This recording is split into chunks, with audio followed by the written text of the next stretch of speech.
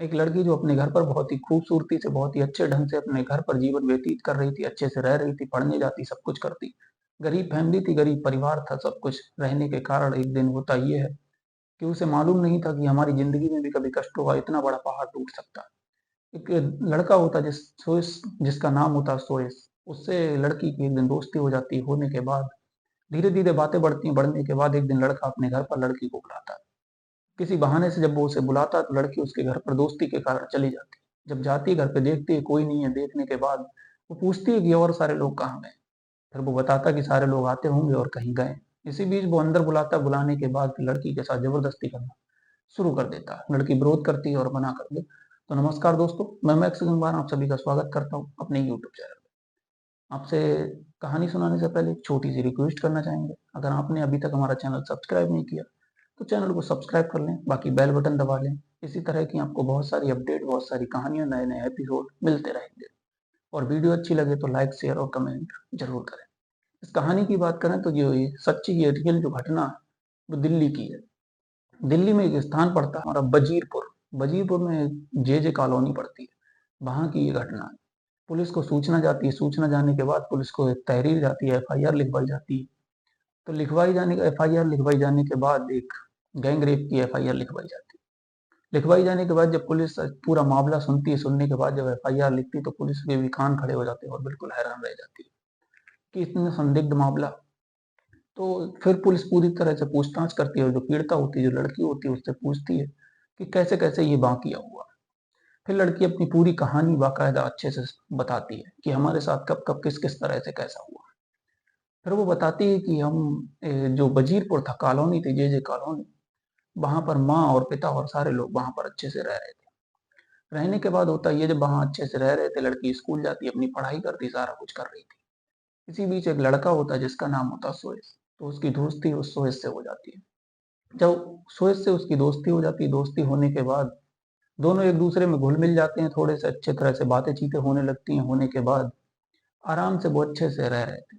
लेकिन होता ये है कि एक दिन सोएस जो है, वो लड़की को बहाने से अपने घर पर बुलाता है। बुलाने के बाद लड़की पहले मना करती, मना करने के बावजूद फिर वो बुलाता है, बुलाने के बाद तो वो सोचती है कि दोस्त है हमारा, तो चले जा रहे हैं, क्योंकि ज़्यादा दूर का मामला नहीं था, वहीं का मामला था। लड़की घर चली जाती है। जब जाती है उसे अंदेशा ही नहीं था कि हमारे साथ कुछ भी गलत हो सकता है।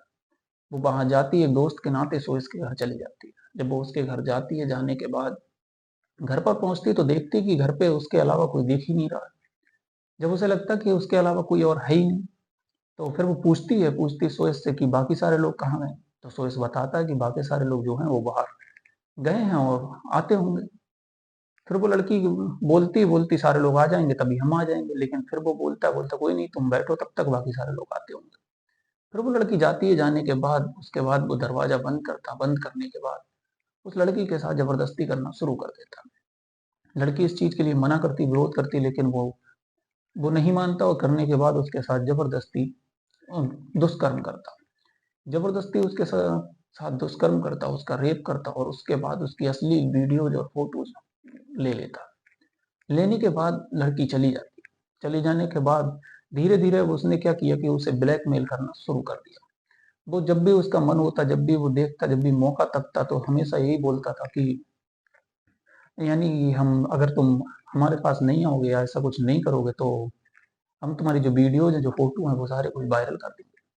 लड़की परेशान थी, हैरान थी इन सब चीज़ों को लेकर, क्योंकि उसे जानकारी ही नहीं थी कि हमारा अगर ये दोस्त है, हमने इससे दोस्ती की है, तो ये भी इतना निकम्मा निकल सकता है या हमारे साथ इस तरह से दुर्व्यवहार कर सकता है। अब लड़की फँस चुकी थी, करे तो करे क्या? घरवालों को भी नहीं बता पा रही थी, किसी और को भी नहीं बता पा रही थी, उसकी मजबूरी बन जाती। धीरे-धीरे यही सिलसिला चलता रहता, उसका जब मन होता तब उसे ब्लैकमेल करता, मतलब उसे धमकी देता वीडियो और फ़ोटोज़ वायरल करने की और उसे बुलाता। बुलाने के बाद उसके साथ शारीरिक संबंध बनाता। यही सब धीरे-धीरे चलता होता, चलने के बाद एक दिन ऐसी घटना घटती है कि जो अ, सोइस होता है, वो लड़की को एक दिन बुलाता है। बुलाने के बाद लड़की से बोलता है कि तुम्हारी जो फ़ोटोज़ हैं, जो वीडियोज़ हैं, क्योंकि लड़की बार-बार बोलती थी कि हमारे जो फ़ोटोज़ हैं, वीडियोज़ हैं, उनको डिलीट कर दो, वरना डिलीट नहीं करोगे तुम, तो फिर हम कैसे रहेंगे? तो वो बार-बार हाथ जोड़ती, पैर जोड़ती उससे और डिलीट करने की रिक्वेस्ट करती। लेकिन सोएस था वो कह देता था कि आज डिलीट कर देंगे, कल डिलीट कर देंगे, 1 बार आ जाओ, 2 बार आ जाओ, ऐसे ही करके घटनाक्रम चलता रहता। एक दिन उसने लड़की से कहा कि हम तुम्हारी जो वीडियोज़ हैं, वो वीडियोज़ हम तुम्हारी डिलीट कर देंगे और तुम घर पे आ जाओ। तुम्हारे सामने ही तुम्हारी वीडियो हम डिलीट कर देंगे। लड़की सोचती है ठीक है, आज डिलीट हो जाएगी तो हम इस जो दलदल में फँसे हुए हैं, इस गंभीर अवस्था में फँसे हुए हैं, इससे निकल जाएँगे, किसी को पता भी नहीं लगेगा। सारा मामला यहीं दब जाएगा। तो वो भी अपनी इज़्ज़त बचाने के चक्कर में थी और वो उसके घर चली जाती।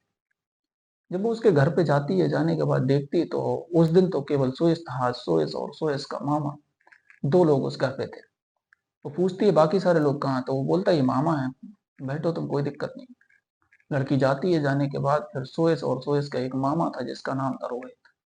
दोनों मिलकर फिर उसके साथ गैंग रेप का अंजाम देते हैं। दोनों शारीरिक संबंध बनाते हैं, दुष्कर्म करते हैं, गैंग रेप करते हैं उसके साथ और करने के बाद लड़की को धमकी देकर भेज देते हैं। अगर कहते हैं कि अगर तुमने किसी को ये घटना बताई है तो बताना, जो अंजाम होगा उसका तुम समझ सकते हो। ये वीडियोज़ वायरल कर देंगे और तुम्हारी जो इज़्ज़त है, जो इसमें कैद है, वो सारी नीलाम हो जाएगी। समझ लो ना तुम इधर की रहोगी ना उधर की रहोगी। लड़की सोचती है करे तो करे क्या, बिल्कुल फँस चुकी थी। धीरे-धीरे ये मामला जो था वो 2 साल तक चल गया। 2 साल तक ब्लैकमेल केवल सोएस कर रहा था। आज जो ऐसा आ गया मामला कि सोएस ने अपने जो मामा था उसके साथ भी मिलकर दुष्कर्म किया उसके साथ। अब लड़की इस चीज़ को सहन नहीं कर पा रही थी, समझ नहीं आ रहा था। उसने कई बार आत्महत्या की कोशिश की लेकिन उससे भी अपने आप को बचाया। कुछ समझ ही नहीं पा रही थी तो करे क्या? उसकी एक फ्रेंड थी, उस फ्रेंड को जब वहाँ से जाती है, जाने के बाद सारी घटना उसके फ्रेंड को बताती है। ये घटना जब उस फ्रेंड को बताती है, बताने के बाद तो जो उसकी फ्रेंड होती है, वो पढ़ी-लिखी थी, थोड़ी अच्छी थी, तो उसके बाद उसकी फ्रेंड ने ये मामला जो था महिला जो आयोग है, उसमें यानी कि जानकारी दी, संपर्क किया। संपर्क करने के बाद फिर उसके बाद पुलिस में इसकी एफआईआर दर्ज हुई। तो पुलिस ने फिर पूरी जानकारी ली। जानकारी लेने के बाद फिर ये मामला बिल्कुल सामने आया और जो लड़की है उसकी माँ जो थी, वो वहीं पर जो वजीरपुर था, वहीं पर इंडस्ट्री है, वहीं इंडस्ट्री में काम करती थी। तो उसकी माँ जो थी वो वहीं उसी इंडस्ट्री में काम करती थी, वहीं फैक्ट्री थी, उसी फैक्ट्री में काम करती थी। काम करने के बाद बेचारी घर पे आती थी, उसके पिता थे, इसी बीच में उसके पिता की भी डेथ हो चुकी थी। तो पिता की डेथ हो चुकी थी, अकेली माँ थी, तो माँ बेचारी करती क्या? अब इतनी सारी घटना घट गई, माँ को भी नहीं बता पाई। तो जब सहेली को बाद में बताया, फिर पुलिस तक ये जाँच पहुँची। पुलिस तक जब पुलिस ने एफआईआर लिखाई, एफआईआर लिखाने के बाद लड़की का मेडिकल कराया और मेडिकल करवाने के बाद बाकी जो कुछ भी है वो जाँच पुलिस कर रही है अपनी, और करने के बाद आगे की कार्रवाई अपनी पुलिस करेगी। बाकी जो भी कार्रवाई होगी वो पुलिस करेगी। तो इस कहानी से आप क्या सीखे? आप कमेंट सेक्शन में ज़रूर बताएँ और ऐसी घटनाओं को अंजाम ना दें लोग। इसलिए ये कहानी सुनाने का हमारा इतना ही उद्देश्य है कि इस कहानी को सुनकर लोग जागरूक हों, हमारा समाज जागरूक हो और हमेशा एक बात का ध्यान रखें कि आँख बंद कर कर कभी भी किसी पे भरोसा ना करें, कि कभी भी कोई भी व्यक्ति आपके साथ घात कर सकता है। हमेशा सतर्कता बनाए रखें, सतर्क रहें। दोस्ती अपनी जगह है और सतर्कता अपनी जगह है। तो हमेशा अच्छे से रहें और बाकी वीडियो कैसी लगी कमेंट सेक्शन में ज़रूर बताएँ। बाकी अगर चैनल अभी तक सब्सक्राइब नहीं किया, चैनल को ज़रूर सब्सक्राइब कर लें, बेल बटन भी दबा लें। बाकी मिलते हैं नए एपिसोड में, तब तक के लिए धन्यवाद।